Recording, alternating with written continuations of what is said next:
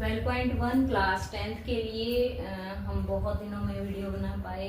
मेरी तबीयत खराब थी, इसीलिए आज हम करेंगे 12th चैप्टर स्टार्ट, क्योंकि 12th चैप्टर का इंट्रोडक्शन मैंने पहले वाली वीडियो में करवा रखा है, वो तबीयत खराब होने से पहले करवा दी थी। अब फर्स्ट क्वेश्चन आता है जी 12.1 का, 2 cube each of volume. 2 cube दे रखे हैं, प्रत्येक का वॉल्यूम आपको 64 सेंटीमीटर क्यूब दिया हुआ है। Are joint end to end, दोनों किनारों से क्या है, मिले हुए हैं। दोनों के किनारे आपस में क्या कर दिए गए हैं, मिला दिए गए हैं। अब ये ध्यान देना जी, किनारे मिलाने के बाद आपको ये क्या नजर आ रहा है, क्यूबॉइड। क्यूबॉइड और क्यूब में क्या फर्क होता है जी, क्यूब की सारी साइडें बराबर होती हैं, लेकिन क्यूबॉइड की आमने सामने वाली साइडें बराबर होती हैं। अब कहता है find the surface area of resulting cuboid. जो आपको क्यूबॉइड प्राप्त हुआ है उसका सरफेस एरिया आपने क्या करना है, निकालना है। सबसे पहले जो भी दिया हुआ है, हमें क्या दिया हुआ है, वॉल्यूम ऑफ क्यूब दिया हुआ है। तो वॉल्यूम ऑफ क्यूब यानी कि इसका भी 64 सेंटीमीटर क्यूब दे रखा है और इसका भी 64 सेंटीमीटर क्यूब दे रखा है। दोनों का 64 सेंटीमीटर क्यूब दे रखा है। यहाँ लिख लेते हैं 64 सेंटीमीटर क्यूब। अब हम जानते हैं वॉल्यूम ऑफ क्यूब होता है अपना a cube is equal to 64। अब हमें क्यूब यहाँ से हटाने के लिए क्या करना पड़ेगा, क्यूब रूट लगाना पड़ेगा। क्यूब रूट कैसे लगेगा, क्यूब रूट लगाने का ये मेथड होता है जी, इसका भी क्यूब रूट लगा देंगे, 64 का भी। यहाँ से क्या हुआ, इसका क्यूब रूट क्या हो जाएगा जी, कैंसिल हो जाएगा। तो जो a की वैल्यू होगी अपनी वो कितनी आ जाएगी, यहाँ भी हम क्या करेंगे, जो 64 होता है जी वो 4 का क्यूब होगा। यहाँ से भी ये क्यूब रूट कैंसिल, a की वैल्यू कितनी आ जाएगी अपनी 4 सेंटीमीटर। तो जो साइड आएगी क्यूब की सारी साइडें आएंगी, वो कितनी आएंगी, क्यूब की 4 आएंगी। देखो यहाँ पे ये साइड 4, ये भी 4, दोनों को ऐड करेंगे तो 8। तो ये कंप्लीट हमारी क्या बन जाएगी जी, लेंथ बन जाएगी। अब हमें क्या निकालना है, total surface area of cuboid 2 LB BH और HL 2। जो लेंथ है वो अपनी कितनी आई बेटा, वो आई अपनी 8। जो ब्रेथ है वो कितनी है जी, वो है 4। जो ब्रेथ है वो कितनी है, दोबारा देखते हैं, 4। हाइट कितनी है जी, ये अपनी h है, ये भी 4। h कितनी है, 4। l कितनी है, 8। 2 एज इट इज, 8 4 जा 32, 4 4 जा 16, 4 8 जा 32, 2 एज इट इज, 2 और 6 8, 8 और 2 10। तो यहाँ पे 10, 1 कैरी, 3 और 1 4, 5, 5 और 3 8। मल्टीप्लाई करते हैं 160 सेंटीमीटर स्क्वायर। ये हमारा होगा जी फर्स्ट क्वेश्चन का आंसर। ठीक है, ये था जी फर्स्ट पार्ट अपना 12.1 का क्लास 10th का। ठीक है,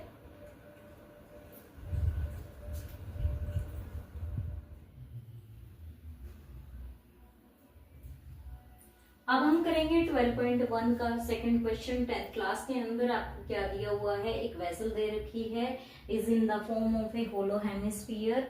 किस टाइप की है, हेमिस्फीयर के टाइप की है। माउंटेड, माउंटेड का मतलब उसके ऊपर रखना, माउंटेड बाय होलो सिलेंडर। वहां पे क्या रखा है, उसके ऊपर हेमिस्फीयर के ऊपर क्या रखा है, एक सिलेंडर रखा हुआ है, होलो सिलेंडर रखा हुआ है। The diameter of hemisphere, hemisphere का जो डायमीटर कंप्लीट दे रखा है वो 14 आपको दिया हुआ है। And the total height of vessel, vessel की जो टोटल हाइट है यहाँ से यहाँ तक की जो हाइट है वो कितनी दे रखी है जी, 13 centimetre. Find the inner surface area of, जो भी अपना वेसल पूरा का पूरा बना है उसका हमने क्या निकालना है, inner surface area find out करना है।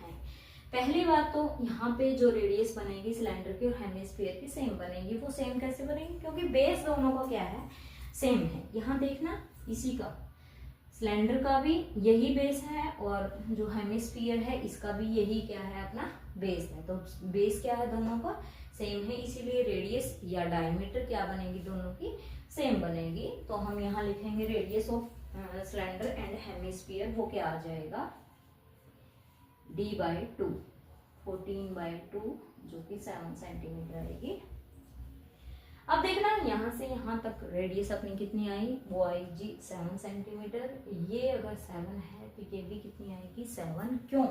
क्योंकि यहाँ से कंप्लीट अगर आप बनाते हो, पूरा का पूरा अगर आप बनाते हो तो यहाँ से यहाँ भी 7, यहाँ से यहाँ भी 7, यहाँ से यहाँ भी 7, कहीं से भी आप रेडियस लोगे तो 7 ही रहेगी, सेम रहेगी, है ना।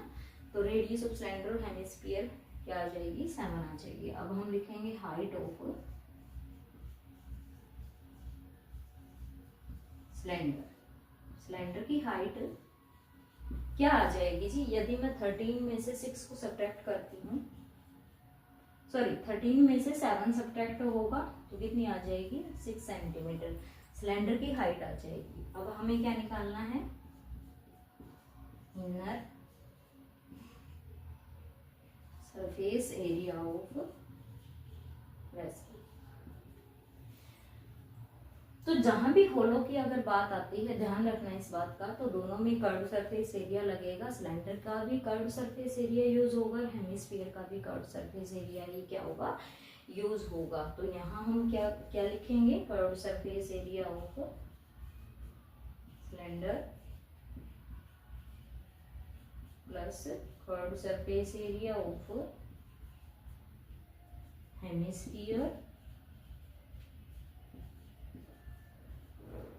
सिलेंडर का कर्व सरफेस एरिया होता है जी 2πr/h, हेमिस्फीयर का होगा जी 2πr²।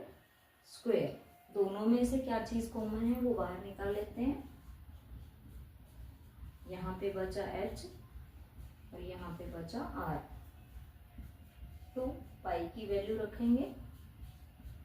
r रेडियस हम अपनी यहाँ पे दोनों की क्या है 7। हाइट कितनी है, हाइट यहाँ पे सिलेंडर की कितनी है 6 है, तो 6 लेंगे। रेडियस कितनी है जी 7 है। 7 से 7 क्या हुआ कैंसिल, 22 2 जा 44, 6 और 7